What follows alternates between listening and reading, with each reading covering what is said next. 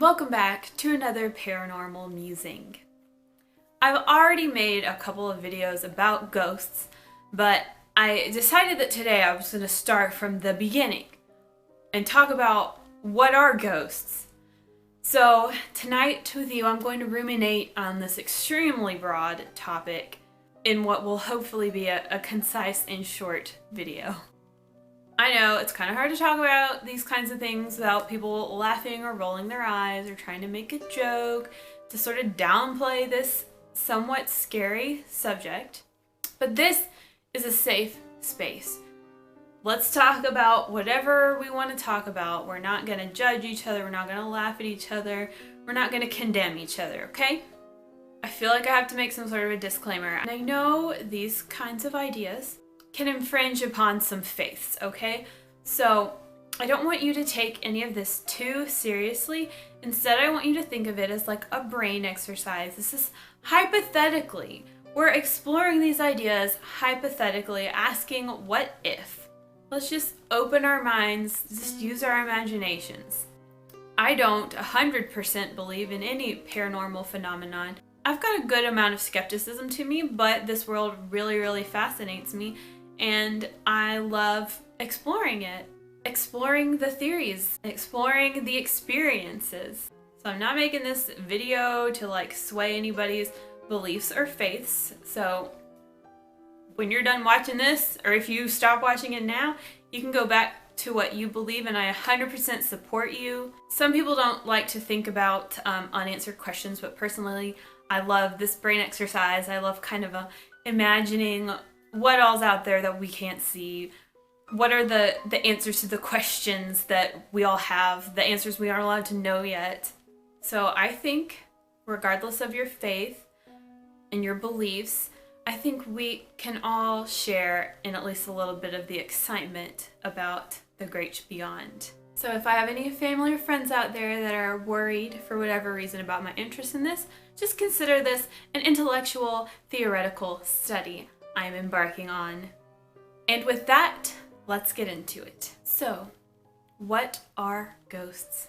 Personally, I can't say for sure, but in my own mind and my own beliefs, I sort of have them categorized, I guess. Okay, so of course we have dead humans.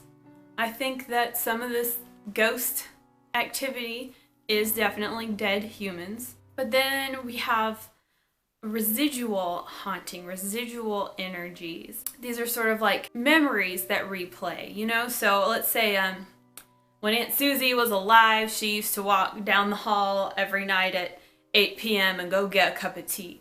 So then Aunt Susie's long dead, but at 8 o'clock every night you still hear footsteps walking down the hall and someone making tea. That's not so much an intelligent, like active haunting, but just like memories replaying. And I want to point out that many people think that residual hauntings can be from people that are dead, but also from living people. So there could be some sort of an energy deposit that kind of causes a replay of something that happened, even if the people involved are still alive. So between like active, I think active is the word, active and residual hauntings, we have like the ghost of Aunt Susie is trying to talk to you actively. That's the active haunting, and then the residual haunting would be just kind of a replay of something Aunt Susie did in life or something that happened to Aunt Susie in life. And then we have some non-human spirits. Now, that's a huge category. So what would a non-human be? It would be something who hasn't been alive, or maybe it has been alive, but this is its true form, let's say. So we have elemental spirits, the spirits out in nature, the spirits that aren't human and haven't been human. Of course, aliens might fall under this category, although I know it's hard to categorize all these things because some people would say aliens are their whole own zone over here. But, you know, it's possible that aliens, extraterrestrials, extra-dimensional beings could access us in spirit form. And then, of course, demons. I suppose really getting into demons, I would probably want to break that down in a separate video. But the thing about demons is, I think, not in biblical terms, but sort of in classification terms, I think, yes, you can have demons that have never been human, but I think the spirits of previously living humans can become demonic. Now, that's not to say they're one of like Lucifer's henchmen or anything, but demonic in that they're so malevolent or negative that they may need to be treated the same way a demon would be treated in terms of taking care of it. But let's get into some other possibilities here. Ghosts, when we encounter some sort of ghost activity, I've heard stories where it seems like it could be you from the future. There have been a couple of stories that I'll never forget where like someone has an experience as a young person and they remember it forever, and then years and years pass and then they have the same experience but on the other side. Like they realize that figure they saw when they were a kid was them as an adult. Does that make sense? Okay, I'm gonna explain it. I'm gonna tell you a retelling of a story I heard. This boy was like 10, he was home alone, he was taking a shower, all of a sudden his shower curtain opened and there's a grown man opening the shower door and looking at him, and the kid like falls backwards and he's terrified, and the grown-up is gone. A couple decades later, this man comes back to visit his parents' house and he goes in to take a shower and sees little kid him in the shower that falls over. Like, see what I mean? Like it could be some sort of a time loop intersection where you're encountering you or someone else from the future, if that makes any sense. I'm not saying this in the most intelligent way. And that kind of brings me to, it could be a situation like the movie The Others. If you haven't seen that, I realize I'm old and irrelevant now, but everyone used to talk about The Others. And then we have, it could be a parallel universe. Like if you're seeing a somewhat formed apparition or a shadow person, it could be just an overlay of some other parallel universe you're getting a little taste of for a second, but you're typically like not supposed to see that. It's not supposed to interact with you. And it could be some sort of an interdimensional intersection of some sort. Again, just like a little hiccup that typically isn't supposed to affect us. When you have a ghost encounter, is it an astral traveler? Is it someone who is like dreaming or traveling or something in their spirit form and they just happen to pop by? And I always do like to consider the possibility that when you see a ghost or something, that it's a projection from your own mind, like you're creating it. That's getting a little bit psychological. But, there is that category of ghosts that you do create. The psychokinetic manifestations, the poltergeists, it's literally your energy that becomes its own entity with its own will.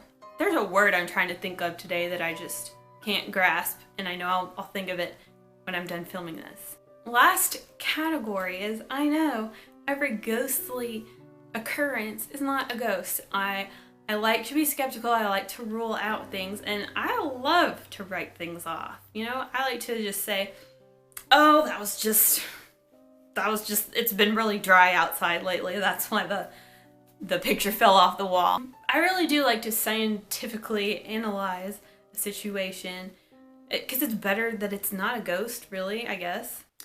Well, my husband just got home again, right in the middle of filming again, so if it seems like I've reeled it back in, if I've toned down a little bit, it's because it's weird AF when someone is in the house with you while you're trying to film.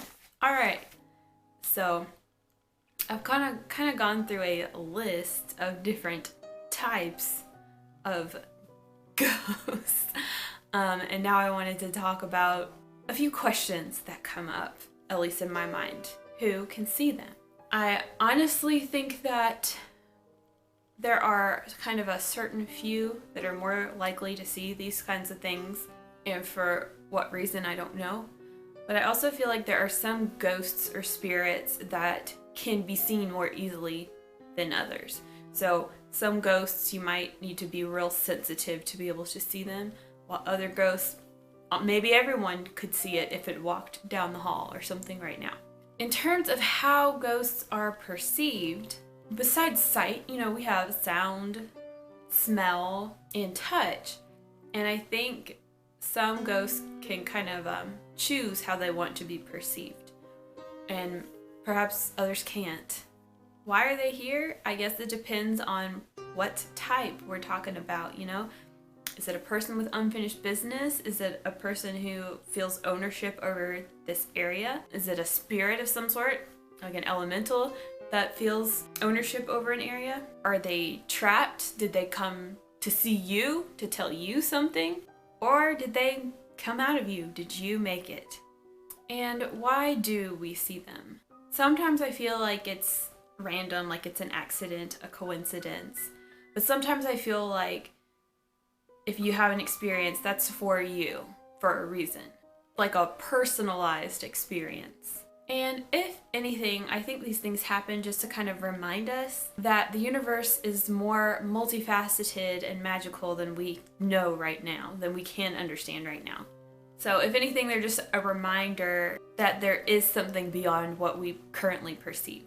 But I think that in the end, it really all comes down to what these things mean to you. Like, how do you interpret it? How do you take it? What do you take from it? You can take it as something to enrich your life, something to scare you, something to guide you. I mean, part of this, all of this is how you receive something that happens to you. So hopefully this helped clarify a little bit. When I say ghosts, what I mean, I don't mean like necessarily a lady in white walking through my living room. It could mean so many things. It could even simply mean a projection out of my own mind. Like, I don't know what a ghost actually is. And by ghost, I'm not just talking about some see-through apparition. Like, they appear in many different ways, and I think they come from many different sources. So that is why a lot of people, instead of saying ghost, they just say the other, because it's this whole other world of unexplainable things, not just, your dead grandma. I hope this ramble made some bit of sense, or like something struck a chord with you, and if you have something you want to throw in, please do. I don't think this turned out as good as it did in my head, but with this video, I just wanted to say that when I'm talking about ghosts, I'm not talking about some sort of like a standardized phenomenon. I'm talking about a huge plethora of phenomena with different causes and different experiences. I would like to use more terms like the other, but for the sake of clarity, I guess, I'll just continue to say ghosts. But just know, when I say ghosts, it could mean a lot of things. And I'm open to all the possibilities that could be the source of the ghosts that we sometimes encounter in our lives. Anyway, feel free to muse with me in the comments, and I'll see you for the next paranormal musing. Goodbye forever.